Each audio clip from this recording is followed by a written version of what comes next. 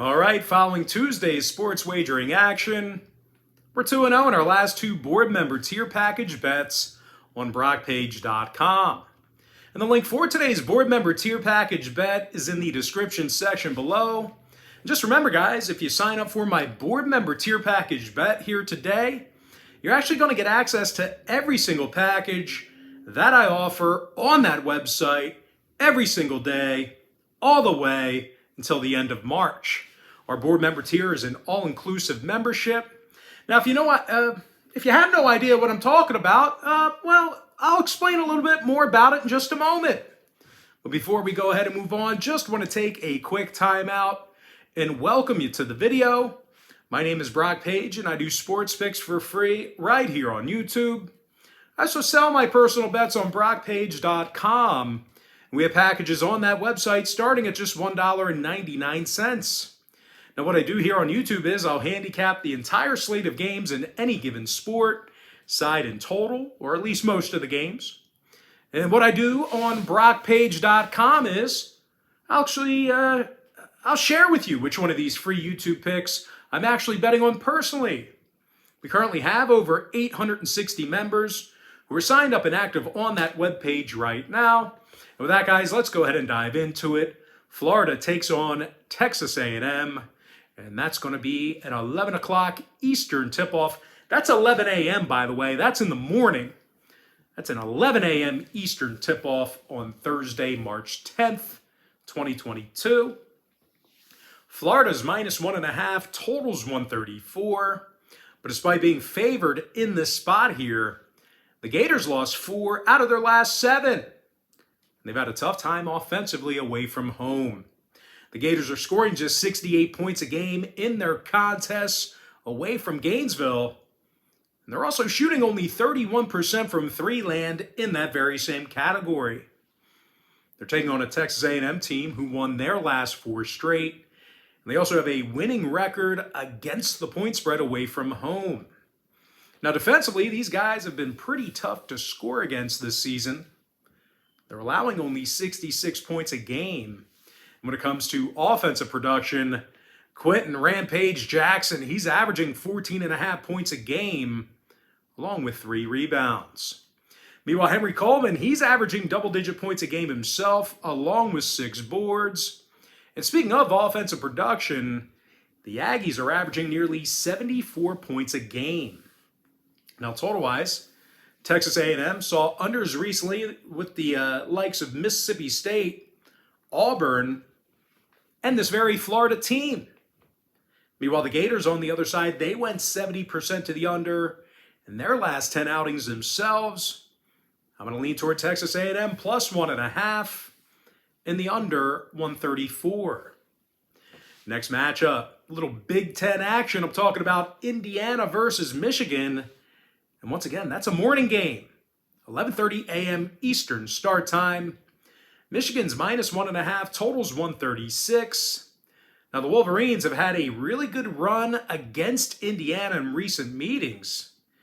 They held the Hoosiers to just 62 points a game in their last 10 contests against them. And they went 9-1 straight up in those very ball games. Hunter Dickinson, he's scoring over 18 points a game, along with 8 boards and a couple assists. Meanwhile, Eli Brooks, he's making nearly 40% of his three-pointers. He's also scoring over a dozen points a game. Now, they're taking on an Indiana team who lost 7 out of their last 9. And they played quite poorly away from home this year. Now, when it comes to defensive play, the Hoosiers allowed 74 points a game in their contests away from Assembly Hall. When it comes to the number, 5 out of Indiana's last 7 ball games got over the posted total. Meanwhile, Michigan's 5-2 to the over in their last 7 themselves. I'm going to lean toward Michigan -1.5 in the over 136. Next contest, it is going to be TCU versus Texas, 12:30 p.m. East. The Texas Longhorns are -4.5, totals 125 and a hook. And even though the Longhorns do play some incredibly tough defense, they've covered the number in just 25% of their contests away from home this year. And I'll tell you what, offensively, they've been fairly lackluster. Texas is scoring only 68 points a game, and they're shooting just 32% from beyond the arc. Now, they're taking on a TCU team who allows only 64 points a game themselves. And they also do a really nice job covering the point spread away from home. As a matter of fact, the Horned Frogs have gone 10-4 against the spread in all of their contests away from their own building. Now, scoring-wise, Mike Miles is averaging over 15 points a game, along with 3 rebounds and 4 assists. Meanwhile, Damian Ball is scoring over 10.5 points a night himself, along with 4 boards and 4 assists as well. When it comes to defensive play in this one, there's really not many in the nation who rebound better than TCU. These guys are currently in the top 20 in the country in defensive boards per contest. Now, when it comes to the scoring in this one, TCU saw their last 3 straight fall under the number, 5-3 to the under in their last 8. Meanwhile, Texas saw unders recently with Kansas, Baylor, and Texas Tech. I'm going to lean toward TCU plus 4.5, and the under 125 and a hook. Next ball game, it is going to be ECU versus Cincinnati, 1 p.m. Eastern start time. Cincinnati's -5, totals 136.5. Now the Cincinnati Bearcats come into the tourney losers of their last 5 straight. Matter of fact, Cincinnati's been ice cold since January. These guys got the W only twice since January 30th. And one of the Bearcats' biggest issues this season is shooting the basketball. These guys are making only 40% of their field goals, and they're averaging just 69 points a game. Now, when it comes to head-to-head meetings between these two schools, Cincinnati failed to cover in 8 out of their last 10 contests against East Carolina. And speaking of the Pirates, they got the W in 4 out of their last 7. And that includes victories over the likes of Tulsa and USF.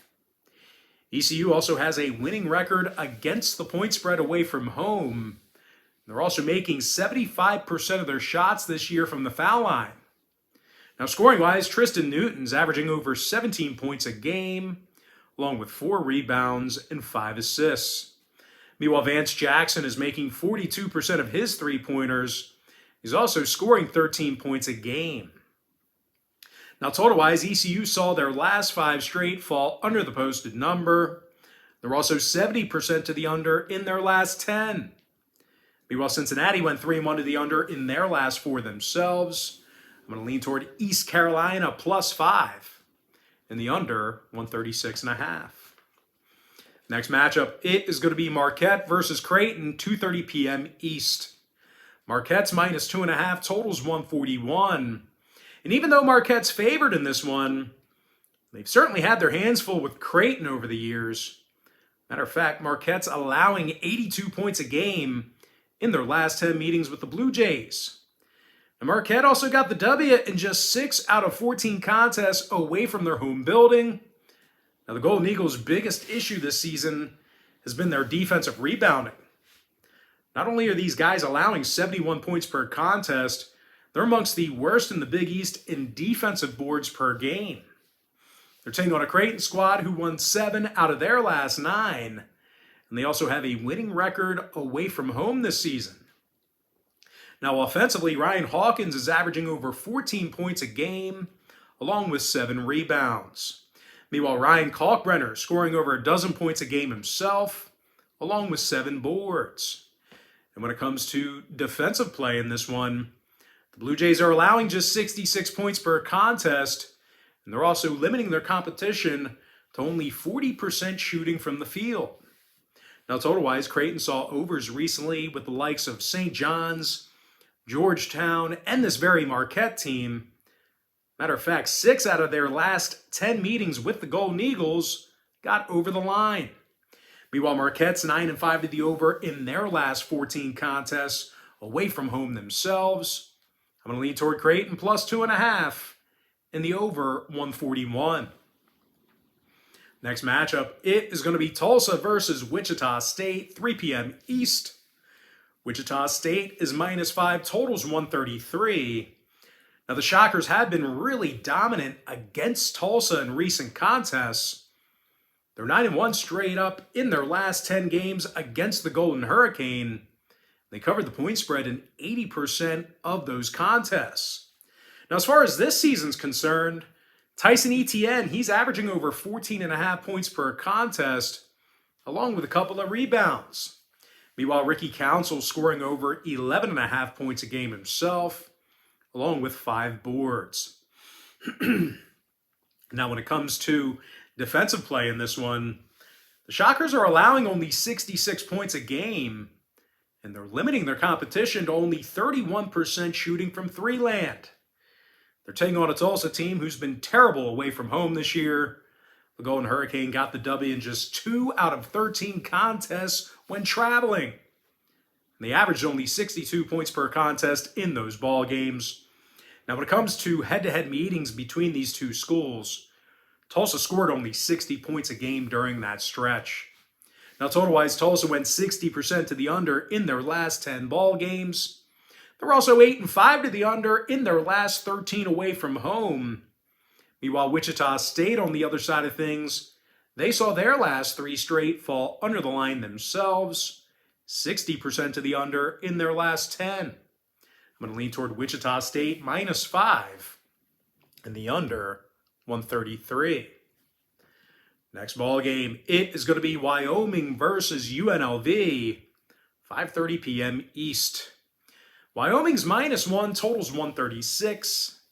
Now, offensively, the Cowboys scored 74 points a game this year. And they're led by Graham Ike, who scored over 19.5 points a game and also averaged nearly double-digit rebounds. Meanwhile, Hunter Maldonado is scoring over 18.5 points a game himself, along with 5 rebounds and 6 assists. Now, when it comes to defensive play, the Cowboys limited their competition this year to just 30% shooting from three land. They're taking on a Runnin' Rebel program who lost 2 out of their last 3. They also got the W in just 36% of their road games. Well, 36% of their contests away from home. And even though the Rebels played fairly well on the defensive end of the court this season, they actually have had some issues rebounding the basketball defensively in certain spots. Now, total-wise, the Rebels went 70% to the under in their last 10 outings.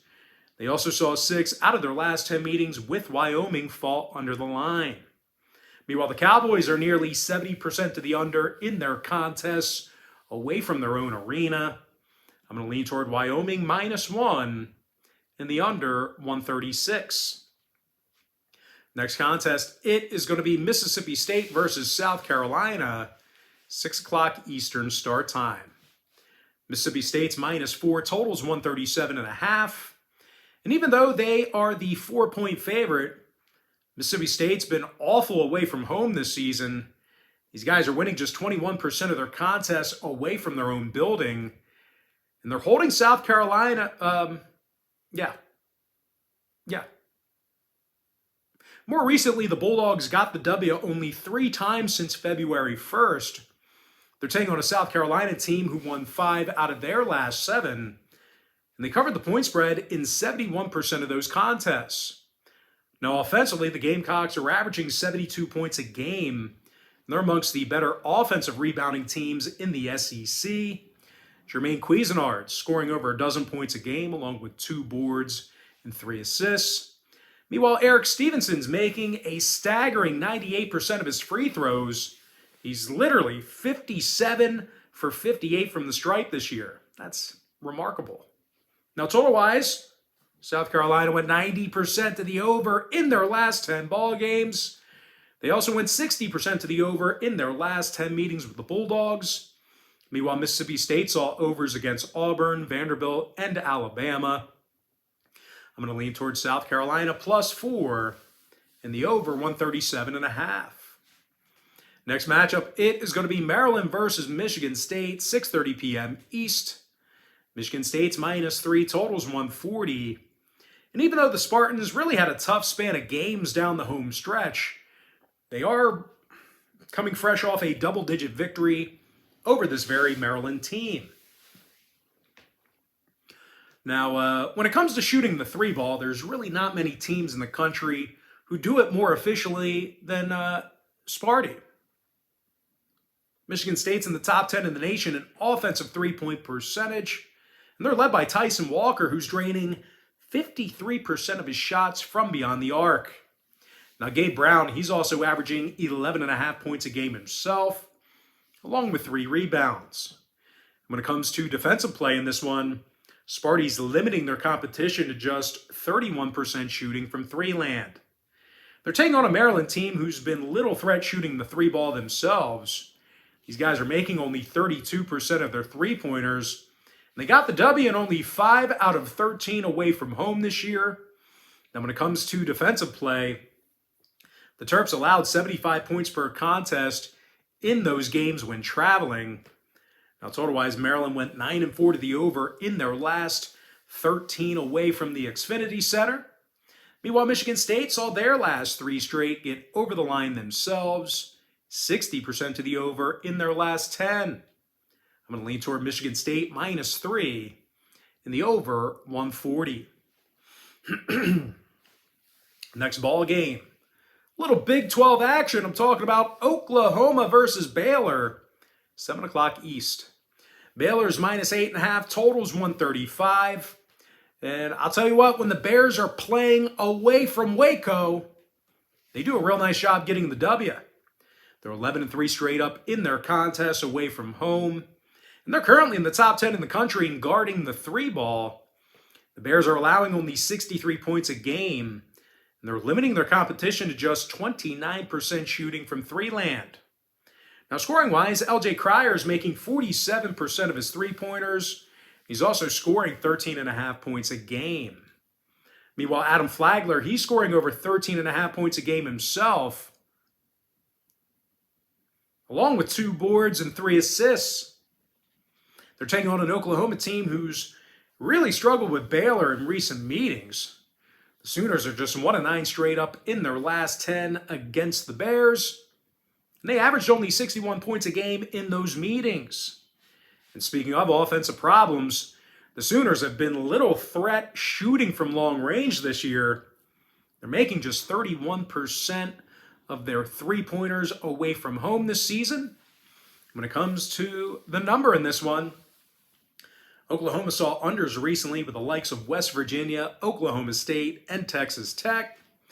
They also saw 8 out of their last 10 meetings with Baylor fall under the line. Meanwhile, the Bears, on the other side of things, they saw 5 out of their last 9 fall under the total themselves. I'm going to lean toward Baylor -8.5, under 135. Next contest, it is going to be Iowa State versus Texas Tech, 9:30 p.m. East. Texas Tech is -7, total's 125. And even though the Red Raiders have been incredibly tough on the defensive end of the court, these guys really haven't been all that good away from Lubbock. Texas Tech won just 5 out of 13 ball games away from their own arena. And they also have a tough time making the three ball. Texas Tech is currently making only 31% of their shots from beyond the arc this year. They're taking on an Iowa State team who won 4 out of their last 6 themselves. And that includes victories over the likes of Kansas State, West Virginia, and Oklahoma during that stretch. Now, the Cyclones are also 2-0 against the spread in their neutral site contests, 8-4 against the spread in all of their games away from home.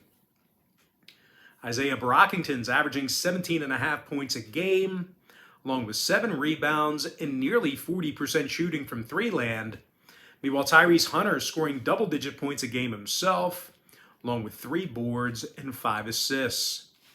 Now, when it comes to defensive performance, there's really not many in the NCAA who do it better than Iowa State. They're allowing only 62 points per contest, and they're currently in the top 15 in defending the three ball. Iowa State saw unders recently with Oklahoma State, TCU, and Texas. They were also 60% to the under in their last 10 meetings with Texas Tech. Meanwhile, the Red Raiders went 9-4 to the under in their last 13 away from home. Give me Iowa State +7 and the under 125. And with that, guys, we're going to jump into our next and final matchup for the show. It is going to be UC Riverside versus Hawaii, and that's going to be a 9:30 Eastern tip-off. UC Riverside's -1.5, totals 126. But despite being favored in this one, UCR's got a losing record away from home, and they scored a pitiful 62 points a game in those contests. The Highlanders are also amongst the worst in their conference in offensive rebounding away from home. They're taking on a Hawaii team who plays some really strong defense themselves. The Rainbow Warriors are in the top 20 in defensive boards, and they're limiting their competition to only 64 points a game. Now, scoring-wise, Noel Coleman is averaging 14 points a game. He's also making over 44% of his three-pointers. Meanwhile, Junior Maydut is making nearly 41% of his three balls and also averages double-digit points a game. Now, Hawaii got the W in 5 out of their final 7 ball games heading into the tourney. When it comes to the number, Hawaii went 8-4 to the under in their last dozen away from home. They also held UC Riverside to just 65 points a game in their last 10 head-to-head meetings. Meanwhile, the Highlanders saw unders recently with UCI, UCD, and this very Hawaii team. Of course, that's UC Irvine and UC Davis. But anyway, I'm going to lean toward Hawaii +1.5 and the under 126. With that, guys, that's going to do it for me. Don't forget to check me out on BrockPage.com. If you guys end up getting a membership here today, you're going to get billed the day you sign up and then the first of every month after that. The earlier in the month you sign up, the better. You want all my picks, sign up for the board member tier. Gotta thank you for joining me right here on YouTube. Really hope you enjoyed all this great free content, all this great free information. Happy Wednesday or Thursday to you, depending on when you're watching this. Best of luck to you, and I look forward to seeing you later on today on my website at BrockPage.com.